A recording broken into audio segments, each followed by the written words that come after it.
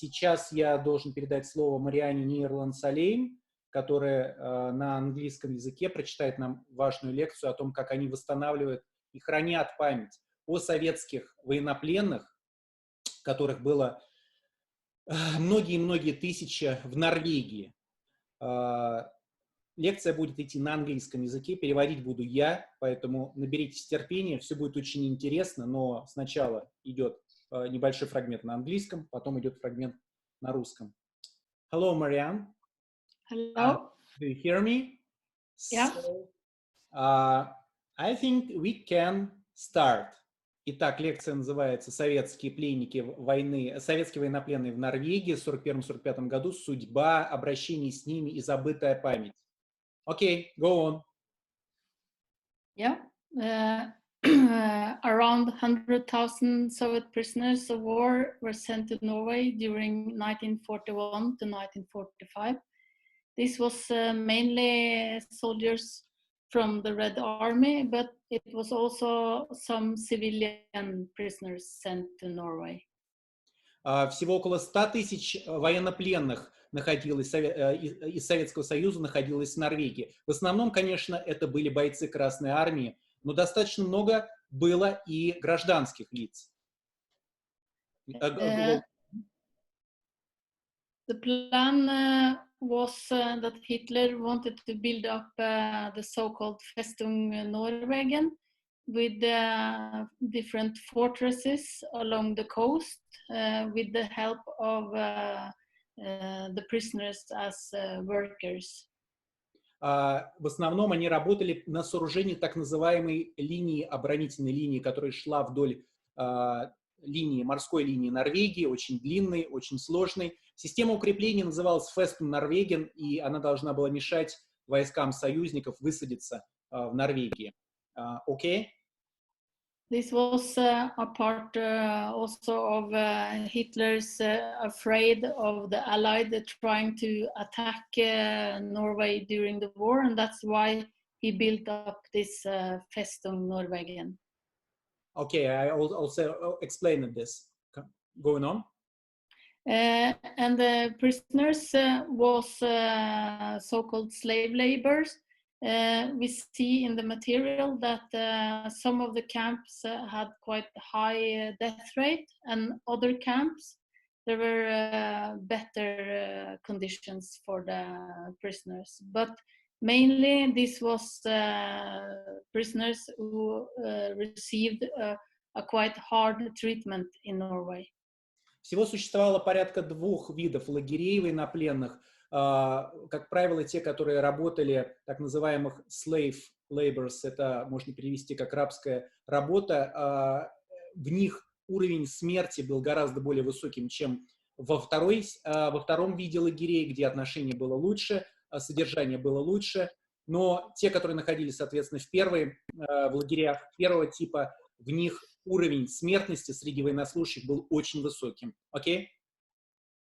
A lot of Norwegian people that saw these prisoners walking to their working places said that this was the hardest part of the war years for them, to see the exhausted and malnutritioned prisoners walking along the roads in Norway was devastating for them. This was soldiers who said these things? The Norwegians, Norwegian local people. Ага. И у гражданских норвежцев остались очень тяжелые воспоминания об этом, потому что они рассказывали, что на протяжении военных лет они видели постоянно очень изможденных, плохо кормленных людей, которые работали на тяжелейших работах. И у них это было часто самое тяжелое воспоминание о военных годах. Окей? And a lot of Norwegian people try to help the prisoners, for instance, with some food, but there were strictly orders from the Germans that they should keep out of these prison camps. Норвежцы пытались помочь этим военнопленным, они пытались передать им какую-то еду, но у стражников, которые охраняли военнопленных, был четкий приказ не давать гражданским лицам это делать. Окей? And the building project was mainly connected to the infrastructure in Norway. The prisoners were building these fortresses and the main road in Norway, but also the railroad. Hitler had a plan to build the railroad all the way from Trondheim to Kirkenes, but this didn't finish during the war. And also because it was difficult to work with this railroad because of the climate in Norway. В основном военнопленные работали на сооружении оборонительных сооружений вот из этого немецкого плана, гитлеровского плана Фестен Норвеген. Также они работали на строительстве дорог, а также на строительстве железной дороги. У Гитлера был особый план продлить железную дорогу из норвежского города Тронхейм до Киркенеса, самого северного норвежского города, недалеко от советской границы. Кстати, эта железная дорога не была достроена во многом из-за сложностей с холодным и суровым норвежским климатом. Окей? We see in the material that most of the prisoners were taken prisoners at the Eastern Front, but some part of the prisoners were also sent from Finland after they had been captured, and then sent from Finland to Norway on different working projects. But we also see that quite a lot of prisoners were taken at the Murmansk front, or it's also called the Litsa front, nearby the Norwegian-Russian border in Kirkenes. Если говорить о военнопленных, можно разделить на три большие группы. Первая группа — это, конечно, самая большая, присланных с Восточного фронта, восточного, естественно, для немцев. Второе место — это те, кто были присланы с Финского фронта, где Финляндия непосредственно вошла в военное столкновение в районе Карелии с советскими войсками, захватила их в плен, и вот из Финляндии эти военнопленные были посланы в Норвегию. Третья группа людей, военнопленных, это те, кто поступали с Северного фронта, то есть это столкновение с гитлеровскими войсками примерно в районе современной норвежско-советской границы, норвежско-российской границы, в районе Киркенеса, Мурманска, вот там, за Полярье. Окей? We also see, especially from 1944, when the German army is retreating from Finland and northern Norway, they take with them all the Soviet prisoners of war in Finnmark and move them to south of Norway, or to Tromsø in Norway. This is Tromsø, this is south of Norway? To the county of Tromsø. Yeah, but Tromsø, this is, which part of Norway is this? This is south part, yes? No, it's northern Norway also. But it's south of Finnmark. South of Finnmark. Finnmark is a part of Norway. Yeah, Finnmark is the northernmost part. Yeah, I know where Finnmark is. I mean, when Germans were retreated from Finnmark, they took all the prisoners with them. Do you understand me right? Okay, I understand. Yeah. В 1944 году, когда немцам был нанесен существенный удар в провинции Финмарк, Финмарк — это наиболее северная провинция Норвегии, не путайте с Финляндией. Это как раз та самая часть Норвегии, которая находится с российской, смыкается тогда с советской, а ныне с российской границей. Так вот тогда, когда их оттуда вышибли, соответственно, войска, советские войска, они взяли всех военнопленных с собой и выслали их, соответственно, в ту часть Норвегии, которую они еще контролировали. Okay?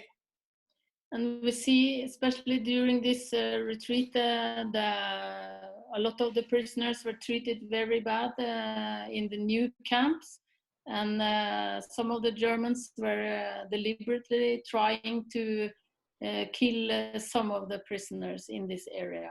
Понятно, что когда немцы поняли, что конец достаточно близок, когда они получили первые удары, вот как раз тогда, когда они перегоняли пленных из уже освобожденной нами части провинции Финмарк, военнопленные были помещены в еще контролируемой гитлеровцами часть Норвегии, в новые лагеря.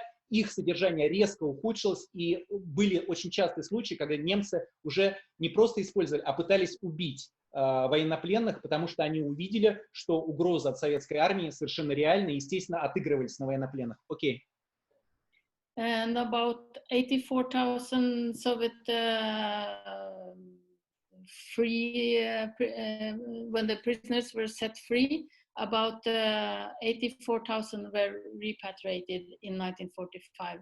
And the numbers is a little bit unsure, but about 2,500 prisoners escaped to Sweden during the war. With the help of people from Norway, they managed to escape to Sweden, for instance. Точное количество неизвестно, но примерно 84 тысячи военнопленных, которые были освобождены после того, как была освобождена Норвегия, были возвращены, репатриированы в Советский Союз в 1945 году. А опять же, это не точное число, 2,5 тысячам советских военнопленных еще во время того, как немцы контролировали Норвегию, удалось сбежать в Швецию. Окей? And about 13,700 Soviet prisoners died in Norway during 1941 to 1945. And it has been quite difficult to do research because a lot of material was destroyed by the Germans when they retreated and when the war was ended. Shortly before the war ended, they tried to hide what had happened with the Soviet prisoners.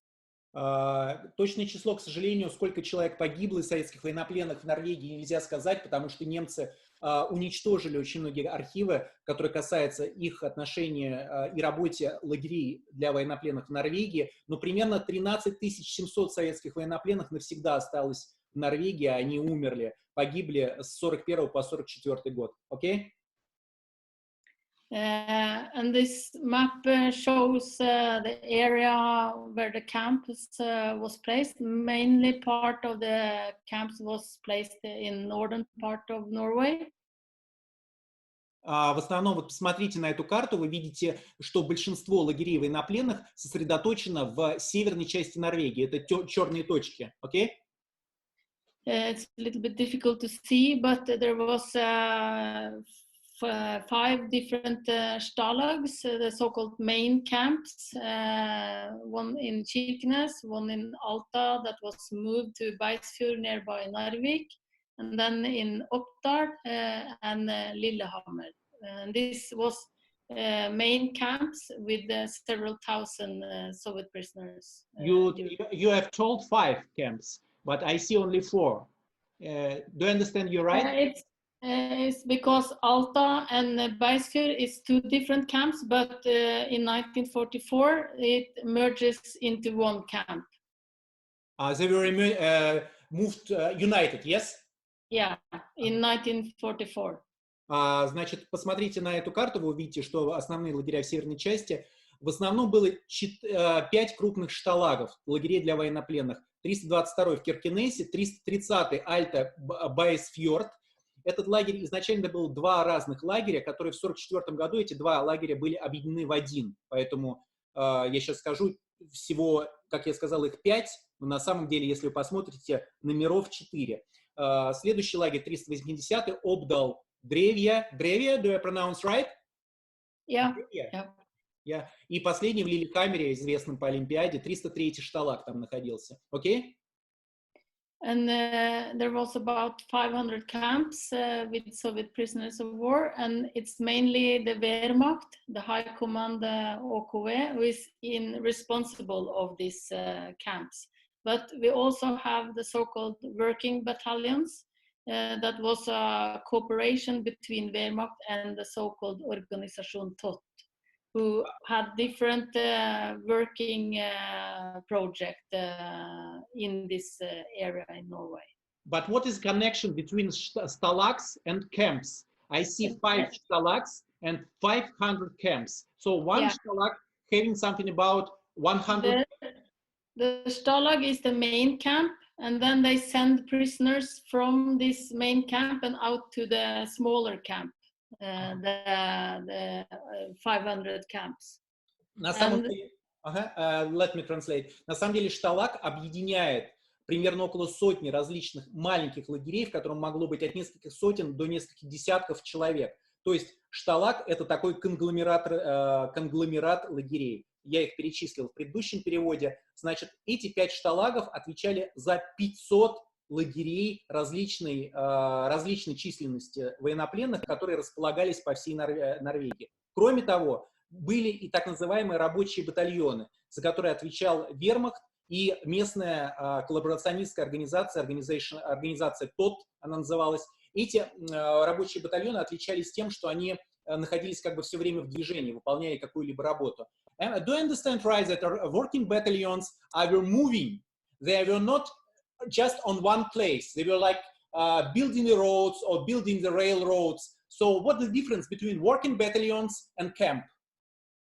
The working battalions was in the different camps, but the working battalions was smaller units that were moved when a project was finished, and then they moved to next camp. But the working battalions were inside the different camps. Окей, я разобрался в системе, насколько я понимаю. Значит, наверху стояли шталаги, их было всего 5. Шталаги разделялись на 500 маленьких лагерей, у каждого примерно по сотне, а внутри одного лагеря могли, соответственно, формироваться разные рабочие батальоны, которые бросались на разные участки труда. И после того, как задача была выполнена, формировался другой рабочий батальон, который перекидывался на следующий фронт работ. Система работала вот таким образом. Окей? Yeah. And this is the work that we have been doing for the last almost 10 years with the identification. We have used prisoners of war cards from a database, the OBD Memorial, to identify the number of victims, of Soviet victims in Norway. So about half, about 7,000 of this 13,700 is identified because of this prison card that we have found. How much identified? 7,000 prisoners are identified now with the prison cards because of this OBD Memorial. So almost half of the victims are identified. Окей, so I understand. Таким образом, я понял, что, используя всю ту же базу ОБД Мемориал, из 13,5 тысяч погибших советских военнопленных в Норвегии, с помощью базы ОБД Мемориал удалось установить имена 7 тысяч, то есть еще на 5,5 тысяч имена военнопленных, погибших в Норвегии, к сожалению, неизвестно, но уже у 7 тысяч с помощью ОБД Мемориал имена восстановлены. Окей? So all this information that we found from OBD Memorial is put in a Norwegian database where relatives can search for information after relatives, for instance, who were killed in Norway during the war. Excuse me, could you repeat? I didn't understand because I should... This krigsgraver.no, it's a database we have made with all the information on the victims in Norway.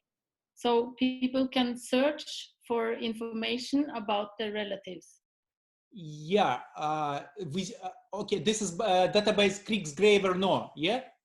Yeah. Ага.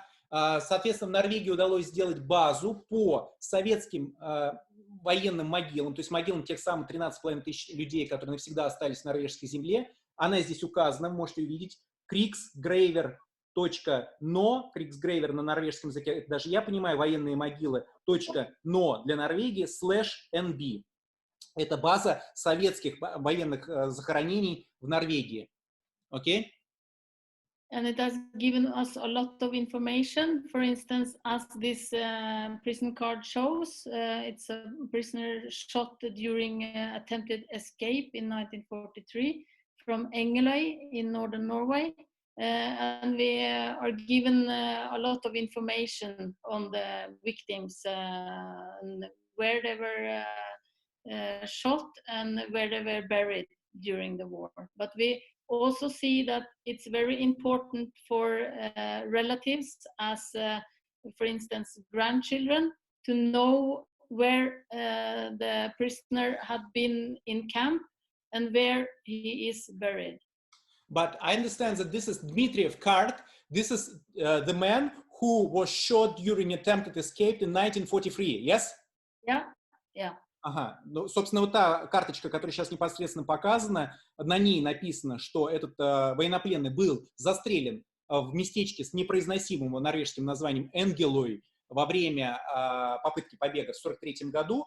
И, соответственно, говорится, и что, собственно, и указывается в этой базе, ссылка на которую указана, что для, естественно, внуков, потомков очень важно узнать не только судьбу военнослужащего, но и также, где он был похоронен после того, как, например, он был расстрелян или он умер. Вот. Yes, and so interesting. Where this man, Dmitriev, was buried? At Engeløy, in northern Norway. It's an island in northern Norway. So now this is like a war grave on this place where he was shot. Yeah, but it's only a monument there. I will tell you a little bit about what happened with the graves. Yeah, okay. Everything No? is very interesting. Да, мы вернемся к этому вопросу, что находится на могиле того самого Дмитриева, который был убит за попытку побега. Но сейчас мы немножко поговорим как раз о судьбе воинских захоронений в Норвегии. Очень интересно. Советских воинских захоронений. Yes, continue, go on. Yeah, here is from the war grave, one of the biggest war graves. It's in Kirkenes. It's about 1,400 victims. And in 1945, Russian authorities wanted to have bigger monuments and to collect the war graves, but Norwegian authorities didn't pay any attention to this. But during 1948, the Norwegian authorities got a little bit nervous, and afterwards they wanted to remove the graves. And in 1951, all the war graves with Soviet victims in the northern counties in Finnmark, Troms, and Nordland was moved to one war grave. That I will show a picture of later there. So I understand Soviet government want to make a monument on the place where Soviet prisoners were buried. And this is the photo of something about 1946, yes? 45. 45, yes. And after this, just 3 years after this, or 5 years after this, Norwegian government united all the graves from the Norwegian territory to one big. Is it right? Yeah, they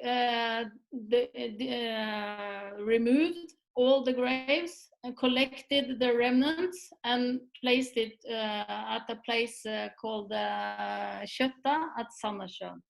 And this was done because there was a lot of discussion, mainly in the Norwegian military, that the Russian authorities were using the war graves as an excuse to do espionage in Norway. To do what? Espionage? Espionage to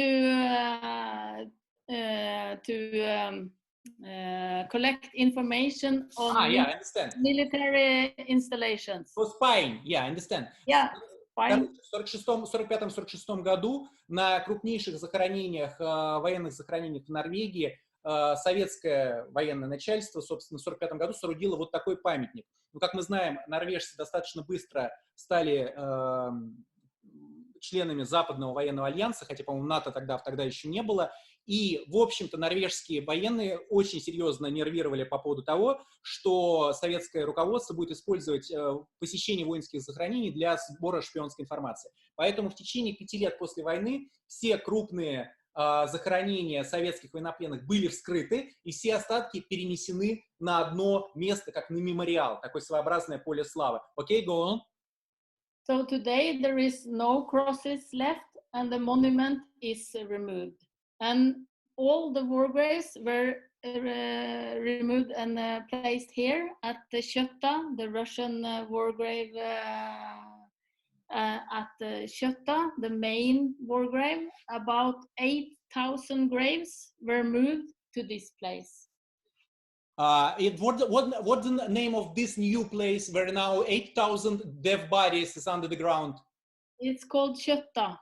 Kjøtta? Kjøtta. Tut. Yeah. Ah, okay. This is the first letter is T, like in T, town. T, Yeah, G, understand. T-A, Kötta. Okay, this is very deep.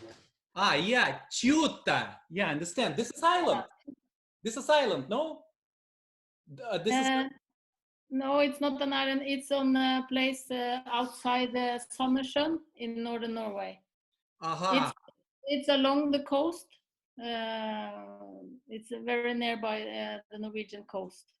Значит, в результате были перенесены тела вот сюда. Это место называется совершенно непроизносимо Тьюта. Первая буква Т, потом, соответственно, буква как в слове Джокер. Вы можете видеть название внизу, написано под фотографией. Сейчас здесь это сборная могила, похоронено тела 8000 советских военнопленных. Окей, go on.